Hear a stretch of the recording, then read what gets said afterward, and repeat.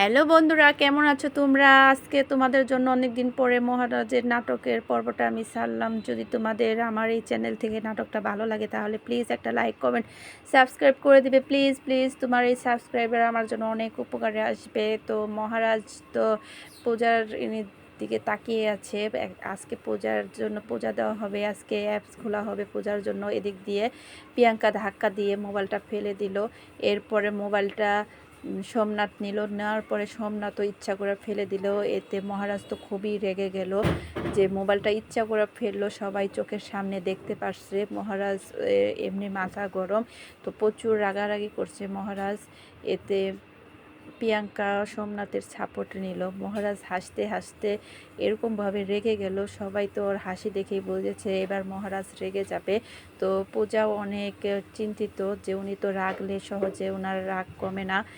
তো সোমনাথকে বলছে তোর মোবাইলটা দে, না দিলে তোর খবর আছে। তখনই পূজা বলছে মহারাজকে আপনি মাথা গরম করবেন না, আবার মাথা গরম করছেন। তখনই পূজাকে শাসালো মহারাজ। তখন পূজার মা বলল ঠিকই তো পূজা, এই সোমনাথেরই তো দোষ, এটা তো সোমনাথই করছে। তখন মোবাইলটা দিচ্ছে না, তখন ওর বাবাও বলল মোবাইলটা দিয়ে দেব।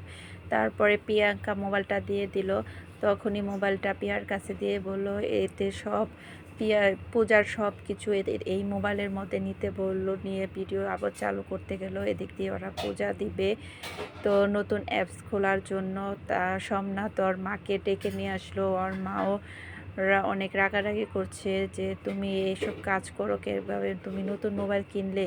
মহারাজকে বলছে ওর মোবাইলটা ফেরত দে। মহারাজ বলল না, আমি ওর মোবাইল দিব না, আগে আমার নতুন মোবাইল কিনে দিক, তারপরে আমি ওকে মোবাইল কিনে দেব।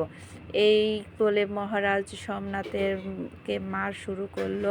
তারপরে সোমনাথকে ছেড়ে দিল মহারাজ, আর ওর মা ওকে বকাবকি করলো আর সব দোষ পড়লো পূজার উপরে। পূজাকে অনেক কথা শোনালো, বলল তোমার নতুন অ্যাপস তুমি যাও, তুমি জয়েন করো। তখনই পূজা বলল মা আপনি থাকবেন না? বলল না, তোমার জন্য তো তোমার আম জনতাই আছে, ওনারাই আছে তোমার জন্য।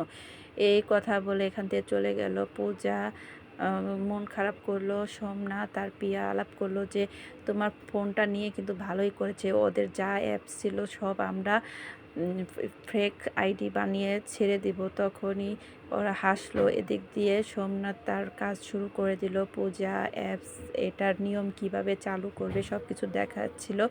এটা দেখে মহারাজের এসব কাণ্ড দেখে সবাই খুশি, সবাই অবাক হয়ে গেল যে এত বুদ্ধিমান কিভাবে কি করছে।